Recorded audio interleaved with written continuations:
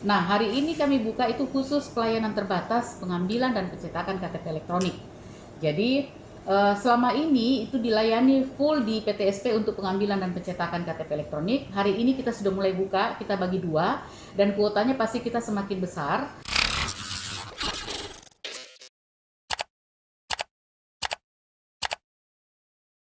Di tanggal 26 Agustus 2020, Dukcapil Alauddin itu kami buka, yang selama ini kalau saya tidak salah 5 bulan lebih kita lockdown, tetapi kami tetap melayani melalui website.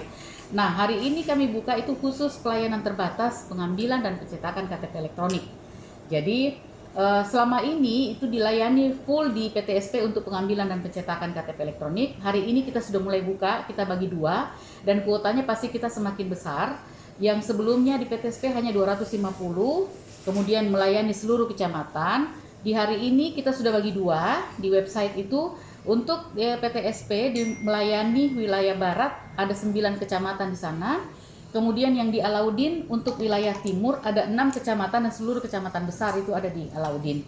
Nah, kuota untuk pengambilan antrian itu ada di PTSP 250 dan di Alauddin juga 250. Jadi total hari ini kita kurang lebih bisa mengeluarkan atau mengeluarkan antrian untuk masyarakat ada 500 antrian. Kemudian upaya-upaya yang kami lakukan adalah untuk di Alauddin, karena kita baru buka, kita berusaha untuk tetap menjaga protokol kesehatan secara ketat, mulai dari pintu masuk sampai dengan masyarakat keluar. Bahkan di petugas kami kita sudah lengkapi dengan APD ya, ada yang pakai glove, ada hand sanitizer, dan tetap pakai masker. Bagi masyarakat yang tidak menggunakan masker, kami berhak untuk menolak melayani mereka, kita suruh pulang. Jadi antrian juga kita tidak buka antrian manual deh, karena itu menjadi sumber penumpukan masyarakat, otomatis kontaminasi virus itu sangat rawan di situ. Maka kami buka memang nomor antrian melalui website.